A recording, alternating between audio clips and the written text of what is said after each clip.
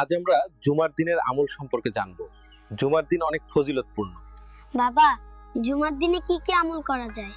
ভালো প্রশ্ন করেছো। শুক্রবার হলো ঈদের দিনগুলোর মতোই বরকতময় দিন। আল্লাহর রাসূল সাল্লাল্লাহু আলাইহি ওয়াসাল্লাম বলেছেন, শুক্রবার হলো সপ্তাহের সেরা দিন। তাহলে আমাদের কি কি করা উচিত বাবা? প্রথমেই ফজরের নামাজ জামাতের সাথে আদায় করা উচিত। এরপর বেশি বেশি দরুদ শরীফ পড়তে হবে। আরেকটা গুরুত্বপূর্ণ আমল হলো সূরা কাহাফ তেলাওয়াত করা। ও আচ্ছা, সূরা কাহাফ পড়লে কি উপকার হয়? রাসূল সাল্লাল্লাহু আলাইহি ওয়াসাল্লাম বলেছেন, যে ব্যক্তি শুক্রবার সূরা কাহাফ পড়ে তার এক শুক্রবার থেকে আরেক শুক্রবার পর্যন্ত নূর আলোকিত থাকে। বাহ! আর কি করা ভালো হবে?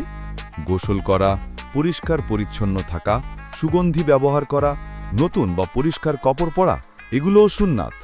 আরেকটা হলো জুমার খুতবা মনোযোগ দিয়ে শোনা ও খুতবা চলাকালীন চুপ থাকা। বুঝলাম বাবা। তাহলে শুক্রবার মানেই নামাজ, কোরআন তেলাওয়াত, দরুদ আর দোয়ার বরকতের দিন।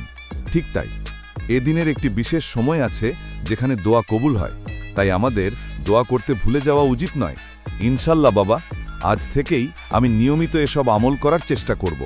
আল্লাহ তোমাকে কবুল করুন বাবা।